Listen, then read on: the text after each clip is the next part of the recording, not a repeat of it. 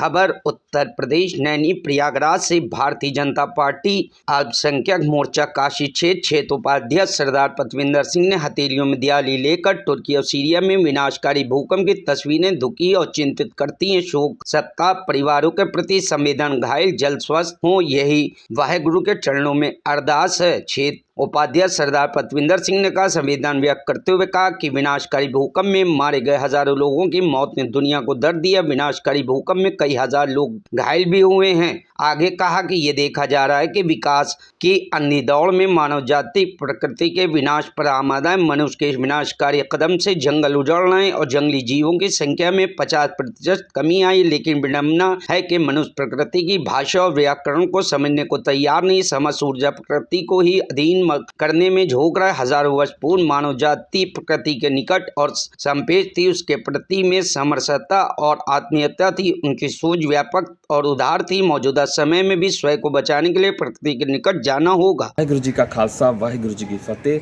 तुर्की और सीरिया में जो विनाशकारी भूकंप आया, उसके कारण जो तबाही का दृश्य देखकर बहुत ही चिंतित और दुख होता है।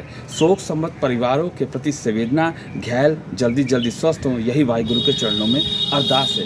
तुर्की और सीरिया में आए हुए विनाशकारी भूकंप में मारे गए हजारों लोगों की मौत से एकदम दुनिया को पूरा दर्द से भर दिया है। विनाशकारी भूकंप से कई हजार लोग घायल हो गए हैं, कई हजार इमारतें जमींदार हो गई हैं। तो मैं ये लोगों से अपील करता हूँ कि लोग कि प्राकृतिक से जुड़िए।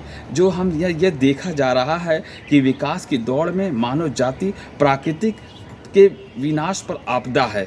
मनुष्य ने इस विनाशकारी कदम के चलते जंगल आधे से ज़्यादा समाप्त हो गए हैं। लेकिन विडंबना है कि लोग सुधर नहीं रहे हैं। मनुष्य को प्राकृतिक की भाषा और व्याकरण को समझने को तैयार नहीं है। समस्त ऊर्जा प्राकृतिक को अधीन करने में झोंक रहा है। हजारों वर्ष पूर्व मानव जाति प्राकृति के निकट और सापेक्ष थी।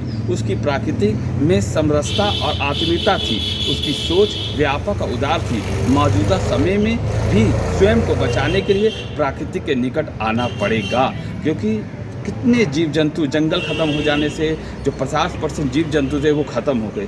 जब प्राकृतिक नहीं रहेगी तो ये निश्चित है कि मानव सभ्यता भी समाप्त हो जाएगी। इसलिए मानव को बचना है तो प्राकृतिक से प्रेम करना पड़ेगा, उसको इसके निकट जाना पड़ेगा।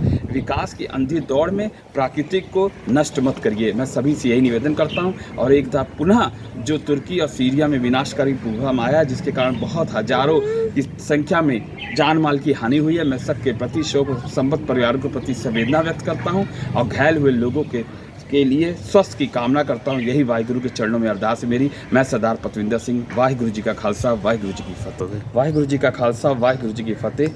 तुर्की और सीरिया में जो विनाशकारी भूकंप आया है, जिसकी जो तस्वीरें दुखदाई आ रही हैं, मैं वाहिगुरु के चरणों में अरदास करता हूँ। शोक संबद्ध परिवारों के प्रति संवेदना है और जो घायल हुए हैं जल्दी स्वस्थ हो।